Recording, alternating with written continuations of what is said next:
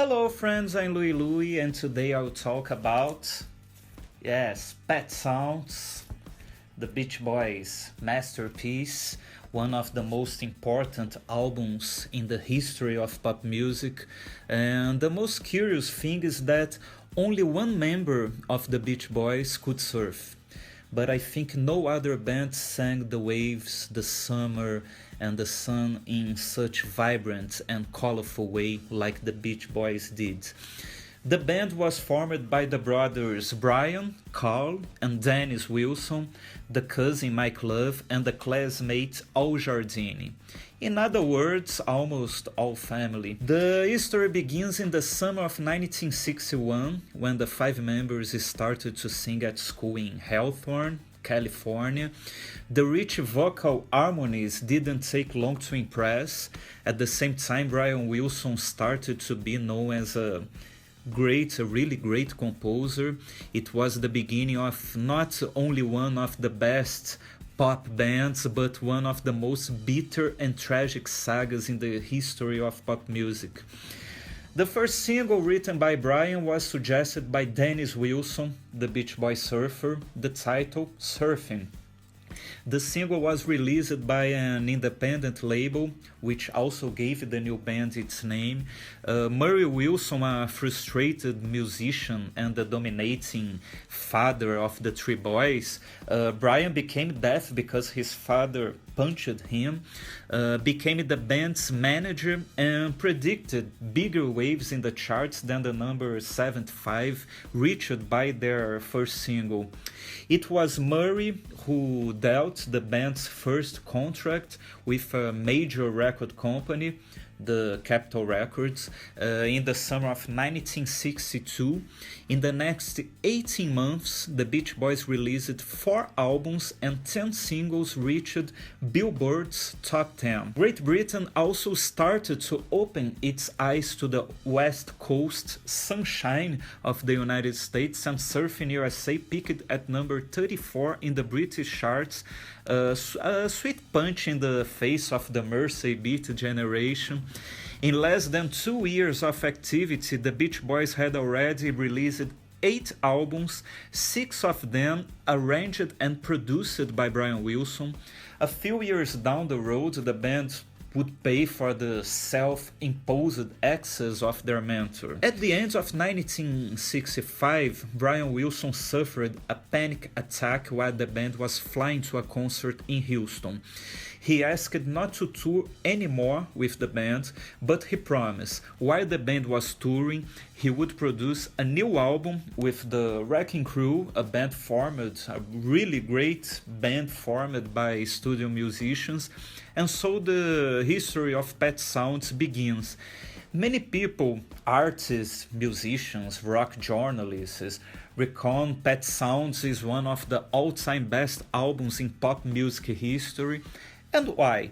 The reason is very simple. Pet Sounds changed the way the recording of a pop music album was made.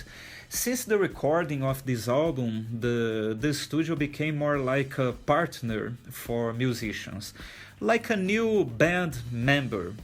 In addition to that, Brian Wilson reached a whole new level of composition and production.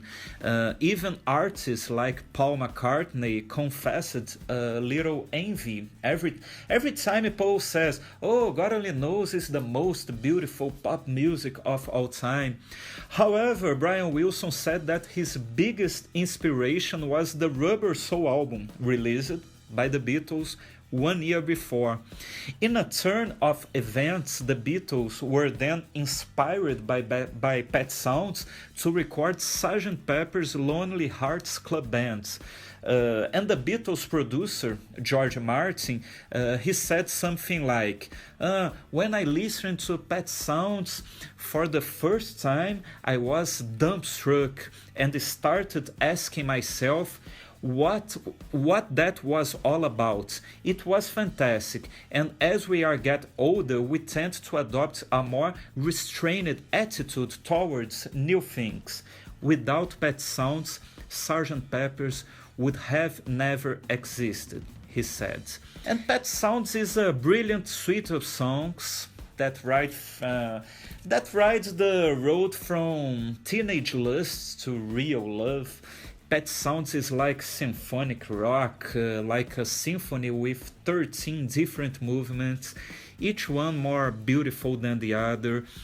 Pop gems gently sculpted with really touching lyrics featuring instruments like bicycle bells and howling dogs. The album has a lot of classic songs, beginning with Wouldn't It Be Nice, a very beautiful song, my favorite on this album. Sloop John B, a track that almost 30 years later featured in the Forrest Gump movie soundtrack. By the way, Sloop John B was the greatest hit of this album, reaching number 3 in the British charts. Brian Wilson wrote the title track, the instrumental Pet Sounds, thinking that it could feature in a James Bond movie soundtrack. The last one is Caroline No, Brian Wilson's personal favorite track of the entire album. He said, it was the most beautiful and personal song I had written. It talks about the fear of growing up and the loss of innocence. The song talks about a girl that I was in love with at school, Carol Moulton, her name, although I was thinking about Marilyn Monroe when I wrote the song, Brian Wilson said. After Pet Sounds, Brian Wilson tried to record a more ambitious album, Smile, which only was released in 2011, I think. At the time, he freaked out and couldn't finish the album. The great movie Love and Mercy, talks a lot about this time. And that's it. I hope you liked the video. I hope you love Pet Sounds because it's a brilliant album.